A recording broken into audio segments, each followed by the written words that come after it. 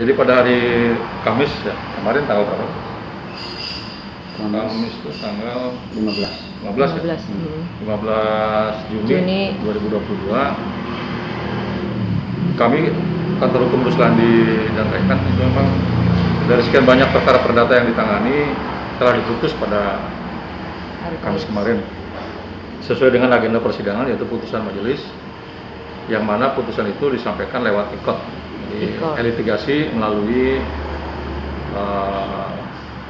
internet, jadi putusannya bisa diakses melalui ekot gitu, jadi litigasi, dan sudah diputus.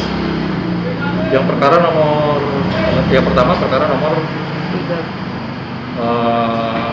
5 atas nama penggugat Pak Asmu, warga desa Sanca, yang menggugat pemerintah Kabupaten Indramayu, kemudian pemerintah desa Sanca.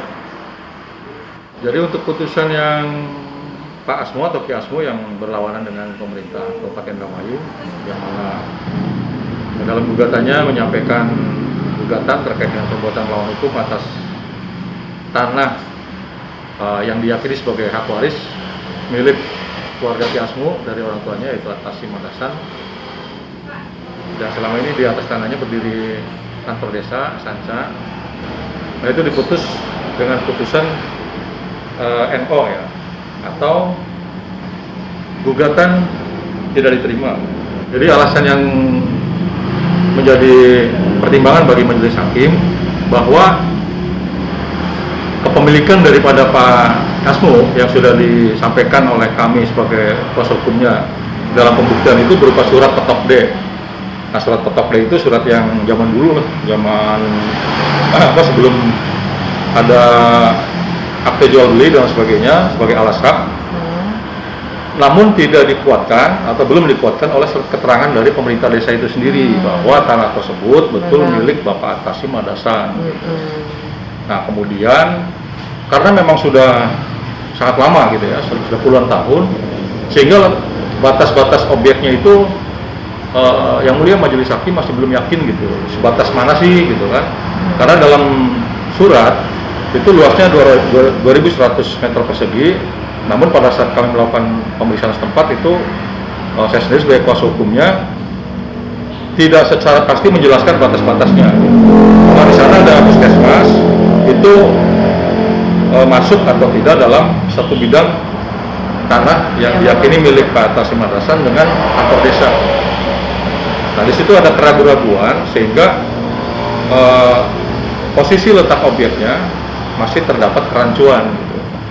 Nah, sehingga atas dasar itu tadi surat petok D perlu ditindas lagi atau ada memerlukan surat tindasan dari pejabat setempat atau pejabat atau warga masyarakat yang memang mengetahui dulunya bahwa di situ milik Pak Tasim Madasan itu dalam surat keterangan tertulis gitu. Karena pembuktian yang diuji dalam perkara perdata itu adalah pembuktian formal, yaitu administrasi surat menyurat. Nah, itu yang perlu dilengkapi gitu, sehingga gugatan ini bukan ditolak tapi tidak diterima atau NO untuk dilengkapi kembali, dan agar apabila masih merasa itu memiliki hak agar diajukan ulang.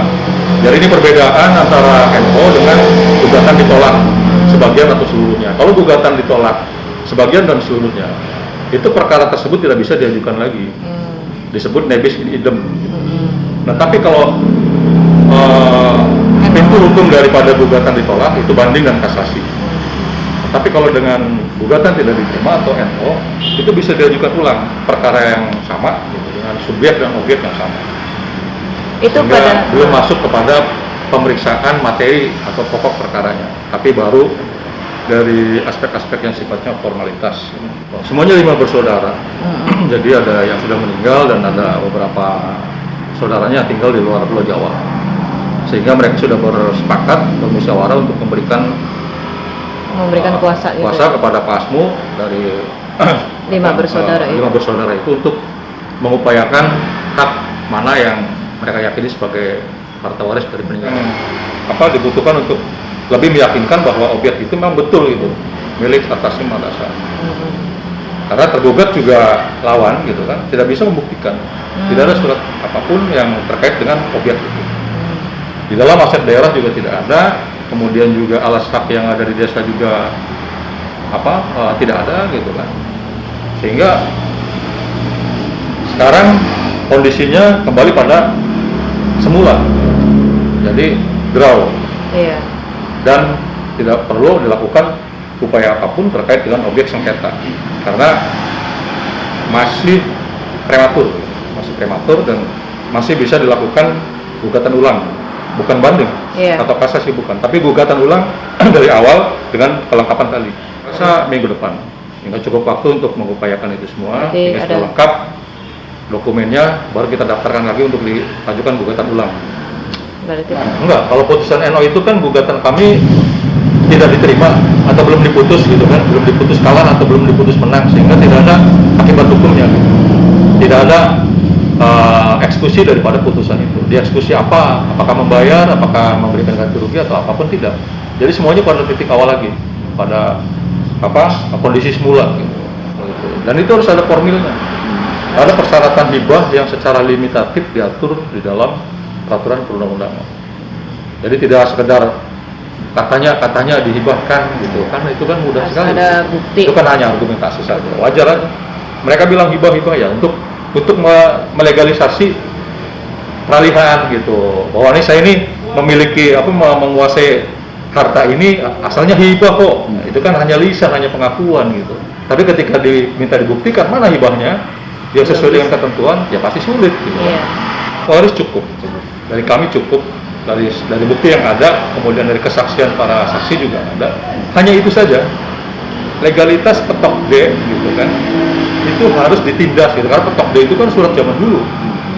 Surat zaman saya waktu masih buktinya masih digulung kayak gitu ya Pak ya, yang digulung ya, itu masih, ya? Itu kan iuran pendapatan daerah yang disetor ke Karisidenan Cirebon gitu.